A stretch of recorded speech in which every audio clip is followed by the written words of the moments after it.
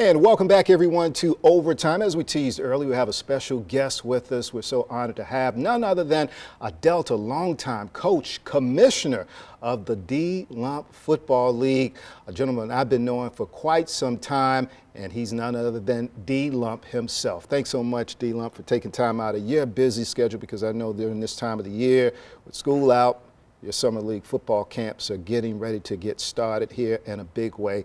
But again, we appreciate your time here on this Sunday evening. No problem, no problem. And unfortunately, the times we've had you before on the past, we've talked about football and about your camps and how you've done such a great job in just inspiring the kids to reach their full potential. But on this evening, we're going to dive into what has been a major theme here on Delta News over the last few weeks: stopping the violence here in the area. And violence has been a big part of, over the last few years, a number of players that you've coached, that you've had your arms wrapped around. They've been affected by in one way or another. I know you had mentioned before we came out here on the couch that perhaps in the last 8-9 years, you've had around about 10 players affected by gun violence. And I know it hurts your heart to see guys that you perhaps poured some seeds into and to be affected, whether they've been the victims or perpetrators of gun violence. But your thoughts on just the overall culture right now with gun violence, especially with youth, and in particular youth that you've had some attachment to. Man, first off, man, we need to find out how they getting these guns, you know what I'm saying? And what's making them so angry that they have to pull this trigger. You know what I'm saying? Or like they call the street, I'm street. You know what I'm saying? I don't know what street is. I mean, I've been out there, but hey, I know family. You know, family first, you know. And maybe we need to go back to having family meetings with, you know, with the kids that we got at home, you know. And I know too, look, that you bring out the kids, of course, to play football and to enjoy themselves, to get away from that everyday grind, perhaps of schoolwork and chores around the house. But what's the message that you want your kids to take away from your league, other than just the X's and O's, how to tackle, how to catch a football, how to run, so forth and so on? But what's that underlying message that you want them to take to make them better people? I just want them to know we show them that somebody care. The main purpose with a child or anybody, if you show somebody that you care for them, man, they'll do 100% right for you. You know what I'm saying? They'll put their heart into it and try to go that positive pathway. And I know too, Coach Lump, that in this day and age, especially as of late, we've seen a huge change in gun violence, the rise of it, especially again amongst the youth. Why do you think that's been the case? Because you said when you first started, this was unheard of, you know. Right, correct. But the last maybe 8-9 years, you said it's a whole different ball game. But why do you think there's been a change from when you first started, maybe the first 10-15 years, where you said it was unheard of to see a kid that came out of your league that you helped nurture involved in gun violence in some form or fashion, to where we are now, where it seems like if it's not every week, it's every other week we're hearing about a young life taken or a young life involved in gun violence? Why do you think there's been a shift in the rise in crime? I think it's still an absence of like a father or a strong mother. You know what I'm saying? Strong mother or father. It comes from, like, I raised by my mother. So it can't just be the father, but the bickering between the parents and the kids have to choose sides or can't do that. Then now they're at home, don't know who to be with. Now they out on the streets, they got somebody out there, oh man, come on, kick it with me.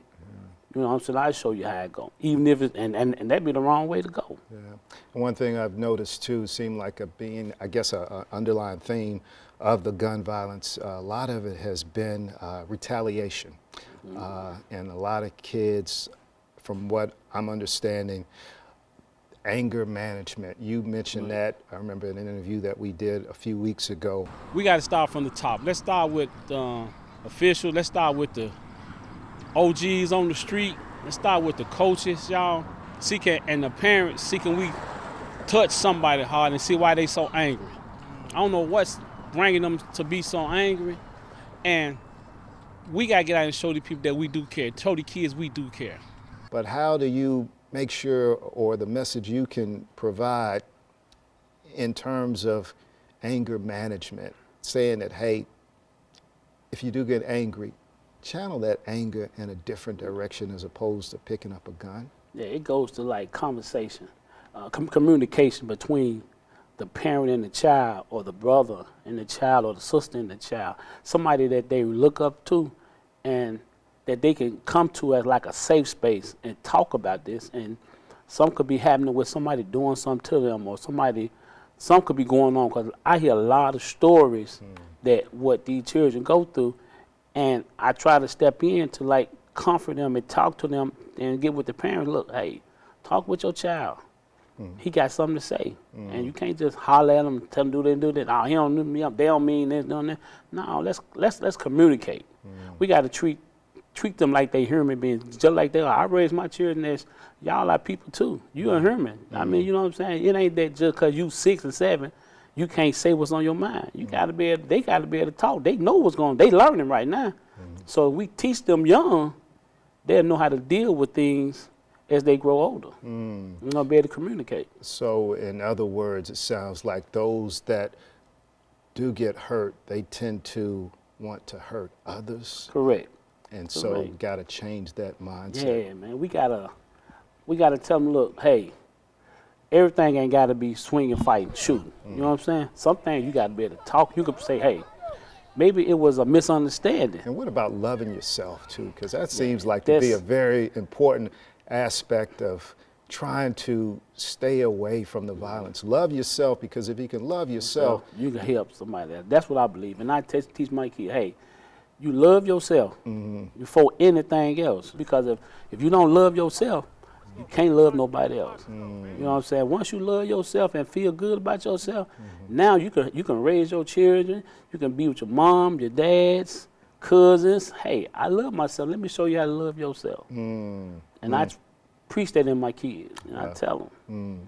So well said, so well said. Well, I tell you what, Lump, we're going to take our first break of this overtime portion of Stop the Violence, a special edition of it. But when we come back, we're going to talk about some of the positive stories that have come out of your camp, because you had a number of your athletes go on to the next level, some even playing in the NFL, some going on to become successful businessmen and productive citizens in society. So we're going to touch on that aspect and how your camp has played a huge role in planting those seeds and seeing those seeds nurture and develop and blossom into successful men in life. Again, D. Lump joining us here on the special edition of Overtime. We'll be right back with much more.